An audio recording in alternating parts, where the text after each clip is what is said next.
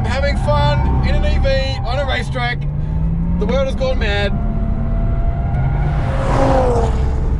Welcome to the Battle of the Turbos. Porsche is adamant that its new Taycan is not just a true Porsche, but a true sports car. So I've come to the Ben Motorsport Park in South Australia to put that to the test.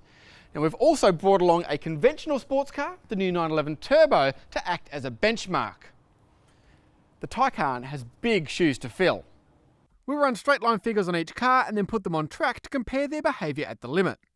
This isn't a straight comparison. The Taycan weighs 650 kilograms more than the 911 for starters, but it will be interesting to see how conventional mechanicals compare to the future of performance. Launch control process couldn't be simpler. So just press firmly on the brake with your left foot, hold comes up on the dash, then we floor the throttle, launch control will activate, and we just lift off the throttle, off we go. So floor it, revs lift to 5, then lift. 2.827 seconds. So, there we go. That's pretty damn accurate, isn't it? Whew. The Taycan Turbo S. On paper, a clear advantage, 560 kilowatts, 1,050 newton meters, but the same 0 to 100 claim of 2.8 seconds. So let's see how it goes. Launch control procedure, exactly the same. Left foot on the brake, hold comes up on the digital display, flatten the throttle, launch control activated, lift the brake. Off we go. Let's see what happens. Oh my God. Oh, wow. 2.552 seconds to 100. 5,000 RPM and bang!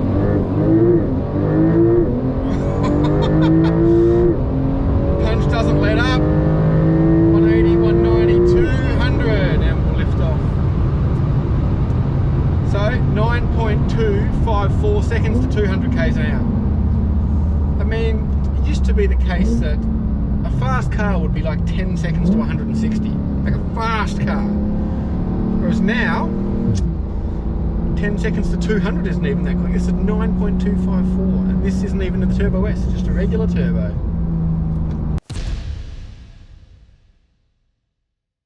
Launch control, primed, and go. Oh, God.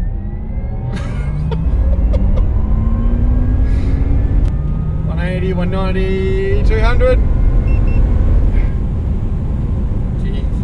9.658. That's pretty brisk. So it's interesting though that that's switched compared to the 911 Turbo. So this was a couple of tenths up to 100. 2.552 versus 2.821. So a little over 2 tenths, whereas now this is a couple of tenths slower. 911 Turbo was 9.2 something 54, I think, whereas this was 9.658. So this gets the jump, but the turbo runs it down. However, quarter mile times are a bit strange. This might actually, because it's distance versus time, it's going to be really close, I think. Really close. Now the final one, quarter mile. Let's see what it does. I reckon I'm going to guess a 10.7. So, again, let's go. Launch control over and over again. Makes it easy. And go.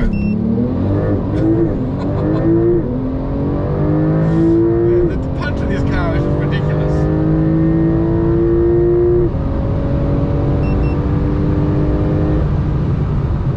Whoa! Turns out I didn't give the car enough credit. 10.545. 10-second car, bro. 10.545. That is insane. Last run, quarter mile. Let's see what this thing's got. I don't know if my stomach can take much more of this. Oh.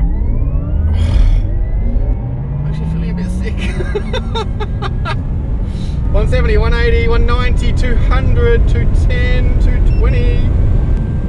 Oi, there we go. 10.886. So to recap, the Taycan has the edge to 100 kilometers an hour, but by 200 k's an hour, positions have reversed, and it's a similar story over the quarter mile, with petrol power holding the advantage. Let's hit the track. Right, so we're back in the 911 Turbo, back out on track. Let's see how these things go around corners. Now, again, it's not really a comparison because it's not fair to ask the Taycan to handle like a 911. It's a much bigger car, it's a much heavier car. But if it can even display some of the talent of this thing, I think it will prove that it's not only a true Porsche, but a pretty outstanding performance car. That said, it's a bloody high benchmark to hit because this thing is awesome! Oof.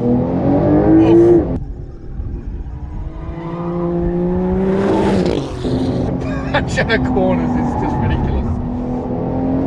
The silly thing about the Turbo is on track that this isn't even the performance one. This is meant to be like the luxury Grand Tourer one. It's not a GT3 or a lightweight, hardcore sports model. It's the one you're meant to drive every day, and it is an absolute weapon under brakes. It doesn't have carbon brakes, doesn't need them. Look at that, full traction, no ESP intervention. Might as well just talk it around a lap of the bend and explain what the car's doing as we go. So out of the main straight, 160, 180, 200 underneath the main grandstand, 240, 250, probably 260. You can go super late on the brakes. Oh, my face is coming off. Even then, I could have braked later. You don't need to necessarily drive these things in a special way. Some 911s, you really have to get the weight on the front to make them turn, and it still is the case in this car. If you do that, you will go better, but 200 on the exit of that corner, you will still drive it better, but you don't need to. Like, you can come off the brakes and just turn it, and there you go, look, it turns really well. So it is more idiot proof than ever. But you still get to enjoy the great steering and the awesome brakes, and there we go.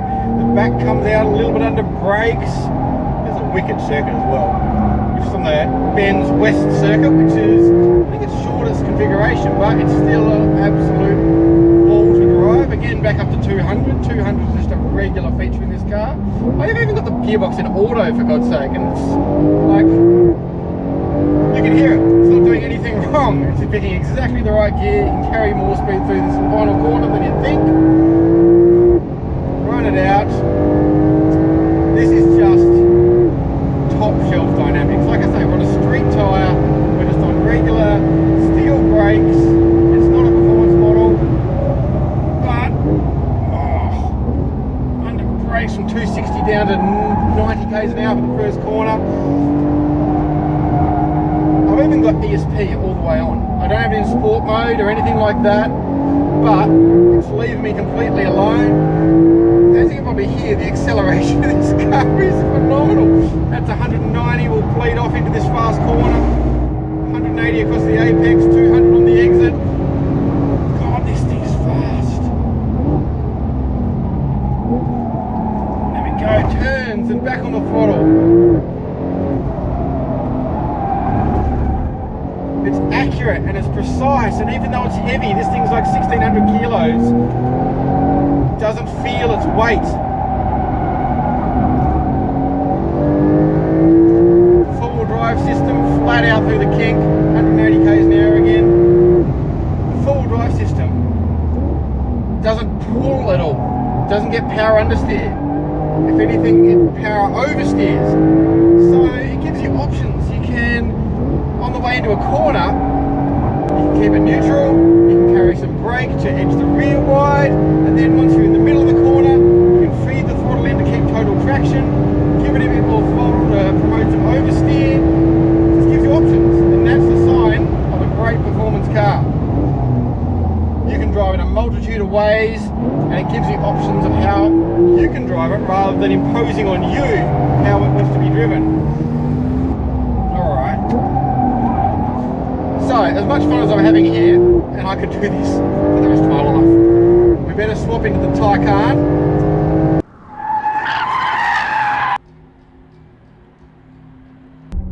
You find me in unfamiliar surroundings, friends. I'm in a 2.3 ton electric vehicle on a racetrack. And that's why it's okay. Man, that gear change is cool. It's such a welcome bit of character. As you can hear, it's a bit of a quieter experience. Look at that. Oh, you can trail brake it in. The traction is, oh, so I'm overwhelmed. All right, let's talk about this thing. Let's do as we did with the 911. Let's talk around the lap, talk about what it's doing. Bit of oversteer there in a high-speed corner, no thanks. Okay, so hard on the brakes. I mean, the brakes are awesome. Given this thing's weight, you can feel the weight. Feel it under brakes, you can feel it in corners, you can hear it from these poor tyres that are absolutely tortured. Bit of understeer there, went in too hard. And that's the thing, the weight is dragging the car. The weight might be down low in the form of batteries, but there's still a hell of a lot of it. And while the low centre of gravity helps, you can't defeat physics. Brake feel is great. Brake feels hard in an EV because you've got the combination of regen and the physical brakes, but this feels like a Porsche brake pedal. Pretty much feels exactly the same as the 911 Turbo. Got a really fast corner here, got some oversteer on the way in, that's a bit unpleasant at 170 k's an hour. We go back to our original point, the Taycan's meant to be a true Porsche. Well, it feels exactly like a Porsche. The steering feels like a Porsche, it's a bit lighter than the 911 Turbo, but actually I prefer it. I like the lightness to it, it's very accurate. You get some good connection, good feedback about the the front tyres just slipping wide. The punch out of corners is insane. As good as the 911 Turbo is, no combustion engine can match the instant punch of electric motors like that. Hey, we've got some oversteer, power oversteer with an EV. How crazy is that?